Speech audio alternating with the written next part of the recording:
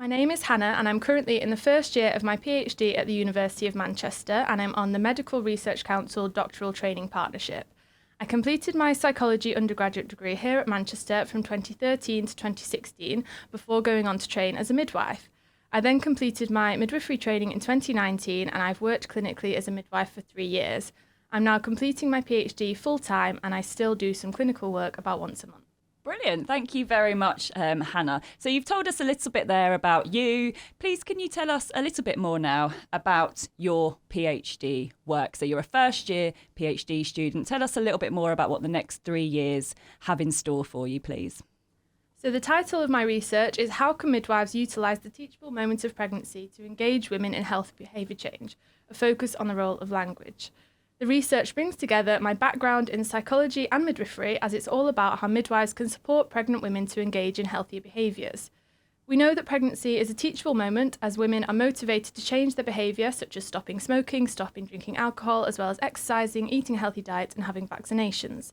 We also know that there's lots of opportunities during pregnancy and the postnatal period which can support this, such as lots of contact with the midwife, pregnancy exercise classes, and a network of social support. So my research is looking into how midwives can support women at this time, specifically focusing on the language that they use, as we know that this can have a big impact on the quality of care they provide and the experiences of pregnant women. To complete this research, I'm conducting a systematic review of the literature, as well as completing a qualitative study and then developing an intervention to support midwives. Brilliant. Thank you very much. I mean, obviously, you've told us your background is in psychology and midwifery, so your interest is kind of obvious, but I wondered why exactly this topic area? Why language use by midwives and also, language use in the teachable moment? Why that topic area? So I was interested in this topic area first from when I completed my undergraduate psychology degree. I knew I was going to be a midwife at that point, so I was going in the health psychology direction.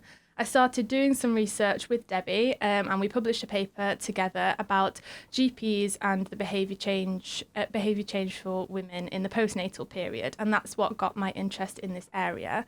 I'm now continuing along those same lines, but this time in terms of midwives and looking at the language.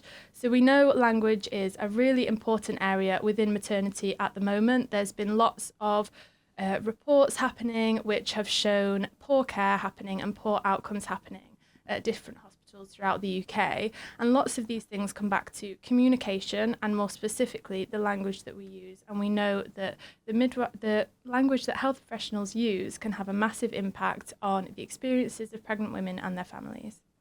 Brilliant. Thank you very much. You said a moment ago that you're going to be doing a systematic review. Do you mind just telling us what that is?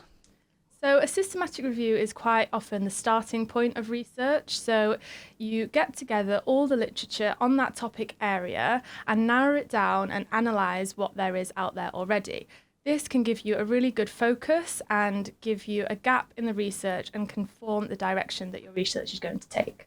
Brilliant, thank you. So that makes a little bit of sense now because you said then you're going to go on to a qualitative study after that.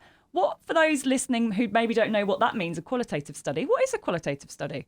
So in general, within research, there's 2 types of studies, quantitative and qualitative.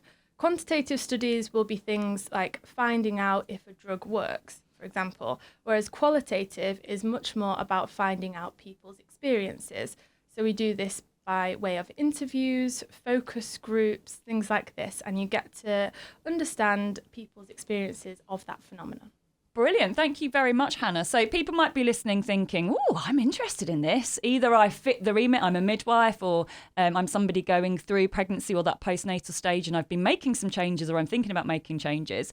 Can you please tell anyone listening who wants to become involved how maybe they could become involved in your work over the next 3 years?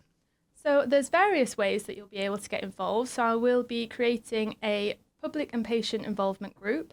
This will be a small group of women and health professionals where I'll share my research and collaborate with the group to design my intervention. I'll also hopefully be publishing any research I do, and this will be able to be read online and in journals.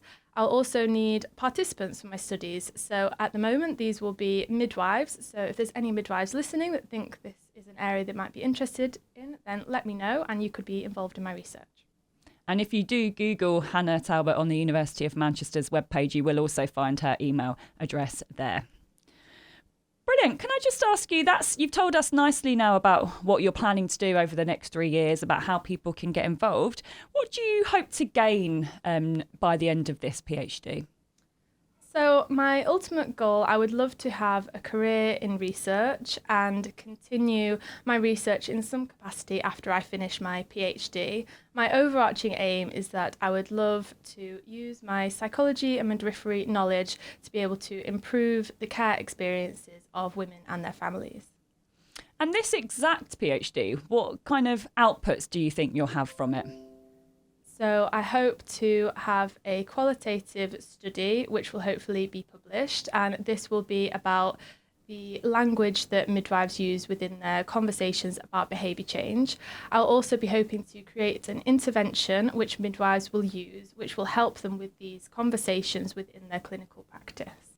Brilliant, thank you. And the last question, if people are listening to this and either they're on a midwifery kind of career so far, or they're in psychology careers, or they're before that and they're trying to work out what they want to do, but they're thinking, wow, what Hannah's done in terms of her midwifery, her psychology, or her research is of huge interest to me. What tips or advice would you give them?